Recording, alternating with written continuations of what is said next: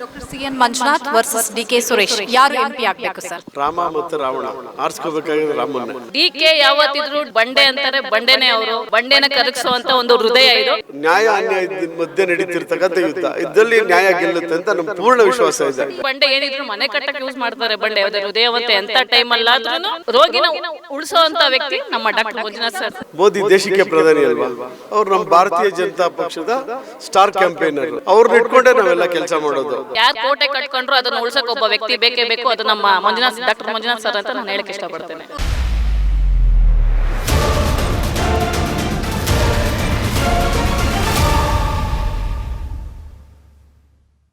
ರಾಜ್ಯ ಹಾಗೂ ರಾಷ್ಟ್ರ ರಾಜಕೀಯದಲ್ಲಿ ಹೈ ವೋಲ್ಟೇಜ್ ಕ್ಷೇತ್ರ ಅಂತ ಕರೆಸಿಕೊಳ್ಳುವಂತಹ ಬೆಂಗಳೂರು ಗ್ರಾಮಾಂತರ ಕ್ಷೇತ್ರದ ಗೊರಗುಂಟೆಪಾಳ್ಯದಲ್ಲಿದ್ದೀನಿ. ಸೊ ಇಲ್ಲೂ ಕೂಡ ಸಾಕಷ್ಟು ಮತದಾರರನ್ನ ಮಾತಾಡ್ತೀನಿ. ಸೊ ಏನು ಹೇಳ್ತಾರೆ ಮತದಾರರು ಅಂತ. ಸರ್, ತಮ್ಮ ಹೆಸರು? ಚಂದ್ರಶೇಖರ್ ಅಂತ. ಓಕೆ, ಈಗ doctor C N. Manjunath versus D K. Suresh ಅಂತ ಆದರೆ ಯಾರು ಇಲ್ಲಿನ MP ಆಗ್ತಾರೆ ಸರ್?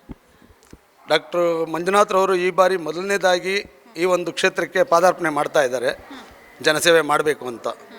ಅವರ ಜನಸೇವೆ ಎಂಥದ್ದು ಅಂತ ಇಡೀ ಕರ್ನಾಟಕ ರಾಜ್ಯ ಕಂಡಿರೋ ಅಂಥದ್ದು, ಇಡೀ ಕರ್ನಾಟಕ ರಾಜ್ಯ ಕಂಡಿದೆ. ಇವರ ಒಂದು ಈ ಸೇವೆ ರಾಷ್ಟ್ರವ್ಯಾಪಿ ಎಲ್ರಿಗೂ ದೊರೀಬೇಕು ಅನ್ನೋ ಒಂದು ನಿರ್ಧಾರದ ಮೇಲೆಗೆ ನಮ್ಮ ಪ್ರಧಾನಮಂತ್ರಿ ಆದ ಶ್ರೀಯುತ ಮೋದಿರವರು ಇವ್ರನ್ನ ಆಯ್ಕೆ ಮಾಡಿ ಇವತ್ತು ಈ ನಮ್ಮ ಕ್ಷೇತ್ರಕ್ಕೆ ಇಂಥ ಒಂದು ವಜ್ರ ಅನ್ನೋ ಒಂದು ವೈಡೂರ್ಯನ ಇಲ್ಲಿ ನಮಗೆ ಅರ್ಪಿಸಿದ್ದಾರೆ. ಅವ್ರನ್ನ ಕಳ್ಕೊಂಡಿರ ದಯಮಾಡಿ ಎಲ್ಲರೂ ಅವ್ರಿಗೆ ಇಲ್ಲಿ ಒಂದು ಲೋಕಸಭಾ ಅಭ್ಯರ್ಥಿ ಗೆಲ್ಲಬೇಕು. ಅವರು ಮಂಜುನಾಥ್ರವರು, ಅವರ ಸೇವೆ ಇಡೀ ರಾಷ್ಟ್ರಕ್ಕೆ ತಲುಪಬೇಕು ಅನ್ನೋದು ನಮ್ಮ ಒಂದು ಆಸೆ. ಇದನ್ನು ಎಲ್ಲ ಜನರು ಅರ್ಥ ಮಾಡಿಕೊಂಡು ಇಂಥ ಮಾಣಿಕ್ಯನ ತಪ್ಪಿಸ್ಕೊಂಡಿರ ನಮ್ದಾಗಿಸ್ಕೋಬೇಕು ಅನ್ನೋದೇ ಒಂದು ಮಹದಾಸೆ. ಇನ್ನೊಂದು ಕಡೆ ಕಾಂಗ್ರೆಸ್ ಅಭ್ಯರ್ಥಿಯಾಗಿ ಡಿ.ಕೆ. ಸುರೇಶ್ ಅವರಿದ್ದಾರೆ. ಡಿ.ಕೆ. ಸುರೇಶ್ರವರು ಮೊದಲು ಕಳೆದ 2 ಬಾರಿ ಕೂಡ ಇಲ್ಲಿ ಅಭ್ಯರ್ಥಿಯಾಗಿ ಗೆದ್ದಿದ್ದಾರೆ. ಯಾವುದೇ ರೀತಿಯ ಜನಸೇವೆ ಇಲ್ಲಿ ಅವರಿಗೆ ತಲುಪಿಲ್ಲ. ಇಲ್ಲಿನ ಕ್ಷೇತ್ರದ ಜನತೆಗೆ ಇಲ್ಲಿನ ನಮ್ಮ ಜನಪ್ರಿಯ ಶಾಸಕರಾದ ಮುನಿರತ್ನರವರು ತಾವು ಮಾಡಿದಂಥ ಎಲ್ಲ ಕಾರ್ಯದಲ್ಲೂ ಅವರ ಒಂದು ಭಾವಚಿತ್ರಗಳನ್ನ ಹಾಕಿ ಮತ್ತು ಅವ್ರನ್ನ ಬಳಸ್ಕೊಂಡು ಅವ್ರನ್ನ ಹೆಸರು ಗಳಿಸಿದ್ದಾರೆ ಹೊರತು ಅವರು ಯಾವುದೇ ಒಂದು ಸೌಕರ್ಯವನ್ನು ನಮ್ಮ ಒಂದು ಕ್ಷೇತ್ರಕ್ಕೆ ತಲುಪಿಸಿಲ್ಲ ಅನ್ನೋದನ್ನು ಮುಚ್ಚುಮರೆ ಇಲ್ದಿರ ಹೇಳ್ತಾ ಇದ್ದೀವಿ. ಓಕೆ ಸರ್, ಎಷ್ಟು ಅಂತರದಿಂದ ಗೆಲ್ಲಬಹುದು ಅಂತ ಅನ್ಸುತ್ತೆ? ಜನರು ಕೊಡೋ ತೀರ್ಮಾನ ಏನಿದೆ, ಅವ್ರು ಮಾಡಿರೋ ಸೇವೆ. ಇವತ್ತು ನಾವು ಎಲ್ಲೆಲ್ಲಿ ಮನೆಗೆ ಹೋಗ್ತಾ ಇದೀವೋ ಅಲ್ಲೆಲ್ಲರೂ ಅವ್ರ ಕಾಲು ಮುಗಿದು ಸರ್ ತಾವು ಕೊಟ್ಟಂಥ ಪ್ರಾಣ ಅಂತೇಳ್ಬಿಟ್ಟು ಏನು ಜನ ಇಲ್ಲಿ ಪ್ರತಿಯೊಬ್ಬ ಬಡವ ಸಾಹುಕಾರ ಯಾರೇ ಇರ್ಬೋದು ಅವ್ರಿಗೆಲ್ಲ ಚಿಕಿತ್ಸೆ ನೀಡಿದ್ದಾರೆ. ಆ ಚಿಕಿತ್ಸೆ ಏನಿದೆಯೋ ಅದು ರಾಷ್ಟ್ರವ್ಯಾಪಿ ತಲುಪಬೇಕಾದ್ರೆ ಜನರು ಅವ್ರನ್ನ ಅರ್ಥ ಮಾಡಿಕೊಂಡು ಓಟ್ ಕೊಡಬೇಕು. ಅತಿ ಹೆಚ್ಚಿನ ಸಂಖ್ಯೆಯಲ್ಲಿ ಅವರು ಜಯಶೀಲರಾಗಿ ಬರಬೇಕು ಅನ್ನೋದೇ ನಮ್ಮ ಗೊರಗುಂಟೆಪಾಳ್ಯದ ಪ್ರಸನ್ನ ಆಂಜನೇಯ ಸ್ವಾಮಿ ದೇವರಲ್ಲಿ ನಾವು ಪ್ರಾರ್ಥನೆ ಮಾಡ್ಕೊಂತೀವಿ. ಮೇಡಮ್, ತಮ್ಮ ಹೆಸರು? ಮ್ಯಾಮ್, ನನ್ನ ಹೆಸರು ಲಕ್ಷ್ಮೀ ಜಯರಾಮ್ ಅಂತ. ಗೊರಗುಂಟೆಪಾಳ್ಯದವರ ಹೇಗೆ? ಗೊರಗುಂಟೆಪಾಳ್ಯ ನಿವಾಸಿನೇ ಮ್ಯಾಮ್. ಸುಮಾರು 25 ವರ್ಷದಿಂದ. C N. Manjunath versus D K. Suresh ಯಾರಾಗ್ಬೋದು MP? ಸರ್, ನಾವು ಯಾವತ್ತಿದ್ರೂ ನಮ್ಮ ಹೃದಯವಂತ ನಮ್ಮ ಎಲ್ಲ ಬಡ ಜನರಿಗೆ ಏನು ನಾವು ಮಂಜುನಾಥ್ ಅಂದರೆ ಯಾರು ಅಂತ ಯಾರಿಗೂ ಗೊತ್ತಿರಲಿಲ್ಲ. ಈಗ ನಮ್ಮ ಮೋದಿಯವರು, ಅಮಿತ್ ಶಾ ಅವರು ಗುರುತಿಸಿ ಅವ್ರನ್ನ ಈಗ ನಮ್ಮ MP ಕ್ಯಾಂಡಿಡೇಟ್ ಆಗಿ ತಗೊಂಬಂದಿದ್ದಾರೆ. ಈ ಕಡೆ ಡಿ.ಕೆ., ಈ ಕಡೆ ಡಾಕ್ಟ್ರು. ಜನನೇ ನಿರ್ಧಾರ ಮಾಡ್ತಾರೆ. ಏನಿದೆ ಜನರ ನಿರ್ಧಾರ ಏನಿದೆ ಮೇಡಮ್? ಜನರ ನಿರ್ಧಾರ ಅಂತ ಹೇಳಕ್ ಹೋದ್ರೆ ಮ್ಯಾಮ್, ಡಿ.ಕೆ. ಯಾವತ್ತಿದ್ರು ಡಿ.ಕೆ. ಅವರೇನು ಬಂಡೆ ಅಂತಾರೆ, ಬಂಡೆನೇ ಅವರು. ಬಟ್ ಇದು ಹೃದಯವಂತ, ಬಂಡೆನ ಕರಗಿಸುವಂಥ ಒಂದು ಹೃದಯ ಇದು. ಸೊ ಯಾವತ್ತಿದ್ರು ಜಯ ನಮ್ಮ ಮಂಜುನಾಥ್ ಸರ್ದೆ. ಓಕೆ, ಕಾಂಗ್ರೆಸ್ ಹೇಳುತ್ತೆ ಬಂಡೆ ವರ್ಸಸ್ ಹೃದಯವಂತ ಅನ್ನುವಂತಹ ಸಿಂಪತಿ ಕಾರ್ಡನ್ನು BJP ಅವರು ಪ್ಲೇ ಮಾಡ್ತಿದ್ದಾರೆ ಅಂತ. ಸರ್, ಹಂಗಂತ ಹೇಳಕ್ಕೆ ಅವ್ರಿಗೂ ಒಂದಲ್ಲ ಒಂದು ದಿನ ಹೃದಯಾಘಾತ ಆಗೋದು ಬೇಡ, ಚೆನ್ನಾಗಿರಲಿ. ಒಬ್ಬ ಡಾಕ್ಟ್ರಿಗೆ ನಾವು ಏನು ಒಂದು ಸ್ಥಾನಮಾನ ಕೊಡಬೇಕು ಅದು ನಾವು ಕೊಟ್ಟೇ ಕೊಡ್ತೀವಿ. ಬಂಡೆ ಯಾವತ್ತಿದ್ರು ಕಲ್ಲು ಬಂಡೆನೆ, ಬಿಸಿಲು ಬಂದರೂ ಕರಗಲ್ಲ, ಮಳೆ ಬಂದರೂ ಕರಗಲ್ಲ.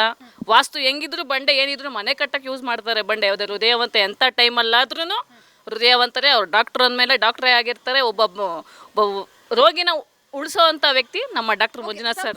ಡಿ.ಕೆ. ಸುರೇಶ್ ಅವರು ಕೆಲಸ ಮಾಡಿಲ್ವಾ ಹಾಗಾದ್ರೆ? ಖಂಡಿತ ಅವರು ಮಾಡಿದ್ದಾರೆ. ಅವ್ರು ಕನಕಪುರ ಬಂಡೆಗೆ ಏನು ಬೇಕೋ ಮಾಡ್ಕೊಂಡಿದ್ದಾರೆ. ಸುಮಾರು ನಮ್ಮ ಬೆಂಗಳೂರು ಗ್ರಾಮಾಂತರ ಎಲ್ಲೂ ಯಾವ ಕಡೆನೂ ನಮ್ಗೆ ಅವ್ರ ಹೆಸರು ಕೇಳ್ಪಟ್ಟಿಲ್ಲ, ಕೇಳೂ ಇಲ್ಲ. ನಾವು ಸುಮಾರು 12 ವರ್ಷದಿಂದ ಕೆಲಸ ಮಾಡಿದ್ದೀವಿ ಪಕ್ಷಕ್ಕೋಸ್ಕರ. ಸೊ ನಮ್ದು ಯಾವುದೋ ಆ ಹೆಸರು ನಮಗೆ ಡಿ.ಕೆ. ಸುರೇಶ್ ಅಂತ ಕೆಲಸ ಮಾಡಿದ್ದಾರೆ ಅಂತ ನಮ್ಗೆ ಯಾವತ್ತೂ ಮಾಹಿತಿ ಸಿಕ್ಕಿಲ್ಲ BJP ಕಾರ್ಯಕರ್ತರಿಗೆ. ಮೇಡಮ್, ಯಾರು MP ಆಗ್ಬೋದು? ಮಂಜುನಾಥ್ ಅವರೇ. ಯಾಕೆ ಮಂಜುನಾಥ್ ಅವರೇ ಆಗ್ತಾರೆ ಅನ್ಸುತ್ತೆ? ಅವ್ರ ಮೇಲೆ ತುಂಬ ಹೋಪ್ ಇದೆ. ತುಂಬ ಕೆಲಸಗಳು ಮಾಡಿಕೊಡ್ತಾ ಇದ್ದಾರೆ ಬಡವ್ರಿಗೆಲ್ಲನೂ, ಮತ್ತು ಫ್ರೀಯಾಗಿ ಟ್ರೀಟ್ಮೆಂಟ್ ಕೊಡ್ತಿದ್ದಾರೆ. ಅದರಿಂದ ಅವರೇ ವಿನ್ ಆಗೋದು. ಡಿ.ಕೆ. ಸುರೇಶ್ ಅವರು ಯಾಕೆ ಬೇಡ? ನಮಗೆ ಅಷ್ಟು ಇಷ್ಟ ಇಲ್ಲ. ಅವ್ರು ಏನು ಕೆಲಸ ಮಾಡಿಲ್ಲ ನಮಗೆ. ಕೆಲಸ ಮಾಡಿಕೊಟ್ಟಿಲ್ಲ. ಇವ್ರು ಕೆಲಸ ಮಾಡ್ತಾರೆ ಅಂತ ಹೋಪ್ ಇದೆ, ಅವ್ರು ಕೆಲಸ ಮಾಡಲ್ಲ ಅಂತ ಹೋಪ್ ಇದೆ. ಮಾಡಿರ್ಬೋದು, ಅಷ್ಟಾಗಿ ನಮ್ಗೆ ಇಲ್ಲೆಲ್ಲ ಏನು ಕೆಲಸ ಆಗಿಲ್ಲ ನಮಗೆ. ಅಷ್ಟೊಂದು ಗುರ್ತಿಸ್ಕೊಂಡಿಲ್ಲ ಮ್ಯಾಮ್ ನಾವು ಆಗಿ ನಮ್ಗೆ ಬೆಂಗಳೂರು ಗ್ರಾಮಾಂತರ ಅನ್ನೋದು ಕಾಂಗ್ರೆಸ್ನ ಭದ್ರಕೋಟೆ ಅನ್ನತ್ತೆ ಕಾಂಗ್ರೆಸ್. ಹೌದು, ಅವ್ರು ಅನ್ಕೊಂಡಿರ್ಬೋದು ಅಷ್ಟೇ ಮ್ಯಾಮ್. ಕಾಂಗ್ರೆಸ್ ಭದ್ರಕೋಟೆ ಅವರೇ ಕೋಟೆ ಕಟ್ಕೊಂಡಿರ್ಬೋದು. ಬಟ್ ಜನ ಸೇವೆ ದೇಶ ಅನ್ನೋದು ಒಂದು ಮುಷ್ಟಿಯಲ್ಲಿದೆ. ಯಾರು ಕೋಟೆ ಕಟ್ಕೊಂಡ್ರು ಅದನ್ನು ಉಳ್ಸಕ್ಕೆ ಒಬ್ಬ ವ್ಯಕ್ತಿ ಬೇಕೇ ಬೇಕು. ಅದು ನಮ್ಮ ಡಾಕ್ಟರ್ ಮಂಜುನಾಥ್ ಸರ್ ಅಂತ ನಾನು ಹೇಳಕ್ಕೆ ಇಷ್ಟಪಡ್ತೇನೆ. ಓಕೆ ಮೇಡಮ್, ಯಾರಾಗ್ಬೋದು ಸಂಸದರು? ಸರ್, ಯಾಕೆ ಡಾಕ್ಟರ್ ಸಿ ಎನ್ ಮಂಜುನಾಥ್ ಅವರು? ಅವರೇ ಬರಬೇಕು, ಅವರು ಹೃದಯವಂತರು, ಅದಕ್ಕೆ ಅವ್ರು ಬರಬೇಕು. ಓಕೆ, ಯಾರಾಗ್ಬೋದು ಮೇಡಮ್? ಮಂಜುನಾಥ್ ಸರ್. ಯಾಕೆ ಮಂಜುನಾಥ್ ಸರ್? ನಮ್ಗೆ ಅವರೇ ಇಷ್ಟ. ಓಕೆ ಸರ್, ತಮ್ಮ ಹೆಸರು? Govindaraju. Doctor C N Manjunath versus D K Suresh, ಯಾರು ಎಂ ಪಿ ಆಗಬೇಕು ಸರ್?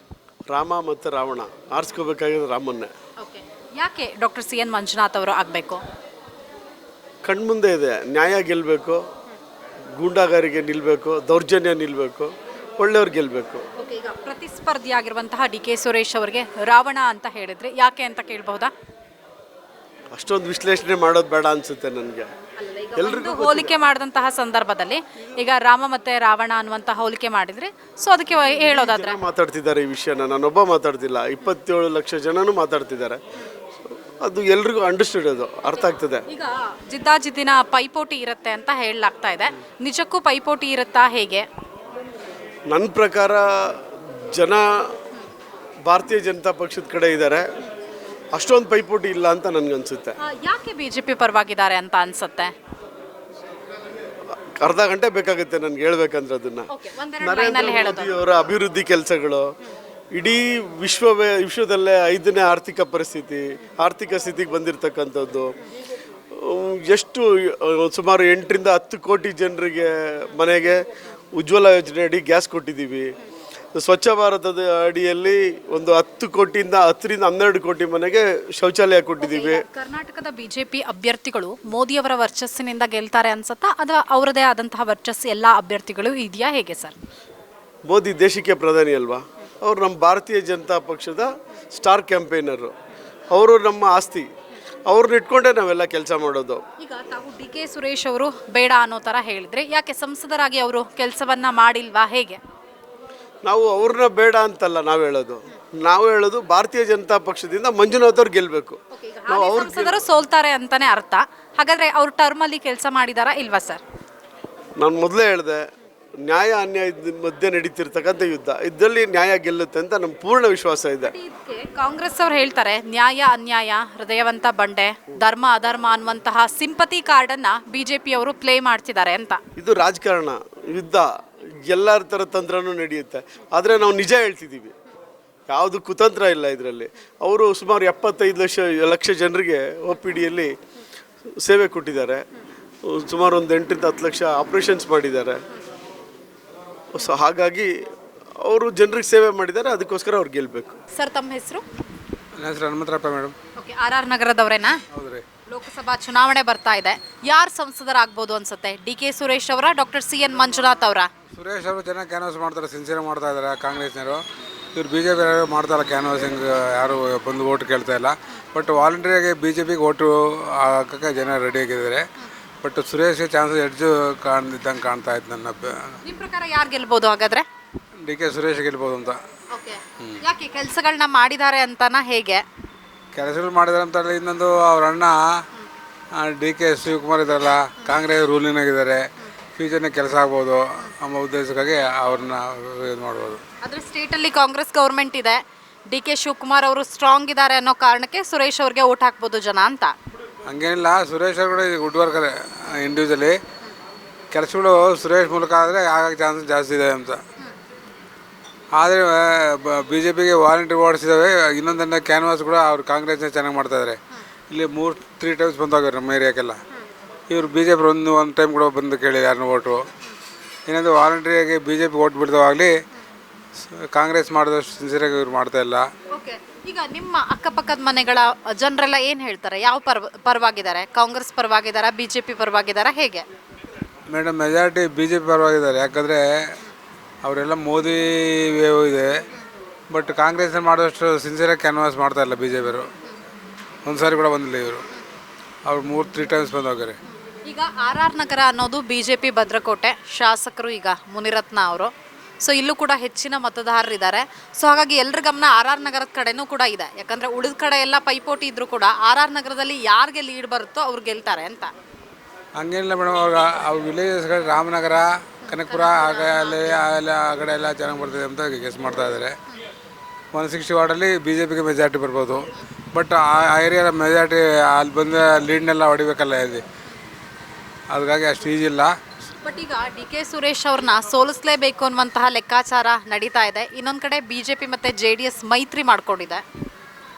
ಮೈತ್ರಿ ಮಾಡ್ಕೊಂಡಿದ್ದಾರೆ. ಆಗಲಿ DK ಸುರೇಶ್ ಸೋಲಿಸೋದಂದ್ರೆ ಅಷ್ಟು ಈಜಿ ಅಲ್ಲ. ಅದಕ್ಕೆ ಯಾರು SD ಕುಮಾರಸ್ವಾಮಿ, ನನಗೆ ಮುನಿರತ್ನ ಇವರು ಸೋಲಿಸ್ಬೇಕಂತ ಇರ್ಬೋದೇನಾಗಲಿ, ಜನದಲ್ಲಿ ಅವ್ರು ಕ್ಯಾನ್ವಾಸ್ ಮಾಡ್ತಾ ಇಲ್ಲ BJP ಅವರು. ಅವ್ರ ಲೀಡರ್ಸ್ ಎಲ್ಲ ಮೀಟ್ ಆಗ್ಬೋದ. CN ಮಂಜುನಾಥ್ ಅವರ ಪರಿಚಯ ಇದೆಯಾ ಹೇಗೆ ಸರ್ BJP ಅಭ್ಯರ್ಥಿ? ಕೇಳಿದೆ, ಅವ್ರ ಬಗ್ಗೆ ಕೇಳಿದಾಗ ಪರಿಚಯ ಇಲ್ಲ ನಮಗೆ. ಬಟ್ DK ಸುರೇಶ್ ಕೂಡ ಪರಿಚಯ ಇಲ್ಲ. ಬಟ್ ಅವ್ರನ್ನ ತುಂಬ ವರ್ಷದಿಂದ ತುಂಬ ಸಾರಿ ನೋಡಿದ್ದೀನಿ.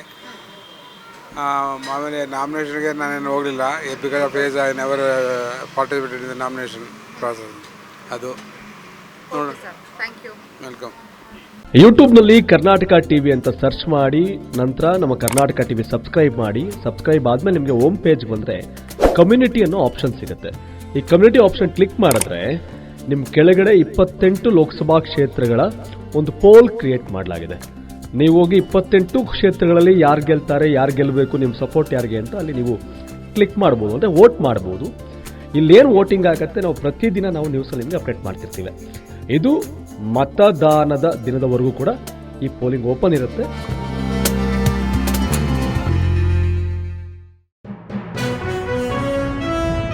ಜನ ಪ್ರತಿದಿನ ಟೈಮ್ ಸರಿಯಾಗಿ ಊಟ ಮಾಡ್ತಾರೋ ಬಿಡ್ತಾರೋ, ಆದರೆ ಪೊಲಿಟಿಕಲ್ ಟ್ರೆಂಡ್ ಏನಿದೆ ಅಂತ ಪ್ರತಿದಿನ ಪ್ರತಿ ಕ್ಷಣ ಕಾಯ್ತಿರ್ತಾರೆ. ಕರ್ನಾಟಕದ ಅಖಾಡದಲ್ಲಿ ಯಾವ ಅಭ್ಯರ್ಥಿ ಅಬ್ಬರಿಸಿದ್ರು ಮತ್ಯಾವ ಅಭ್ಯರ್ಥಿ ತತ್ತರಿಸಿದ್ರು ಅಂತ ನೋಡೋಕೆ ಕಾತರದಿಂದ ಕಾಯ್ತಿರ್ತಾರೆ. 28 ಕ್ಷೇತ್ರಗಳ ಪ್ರತಿದಿನದ ಪಬ್ಲಿಕ್ ಪಲ್ಸ್ ಏನು, ಪ್ರಚಾರದಲ್ಲಿ ಯಾರ ಮುಂದೆ ಯಾರ ಹಿಂದೆ ಎಲ್ಲ ಮಾಹಿತಿಯನ್ನು ನಾವು ಕೊಡ್ತೇವೆ. ಕರ್ನಾಟಕ ಕುರುಕ್ಷೇತ್ರ 28 ಕ್ಷೇತ್ರಗಳ ಡೈಲಿ ನ್ಯೂಸ್ ಪ್ರತಿದಿನ ರಾತ್ರಿ 8 ಗಂಟೆಗೆ.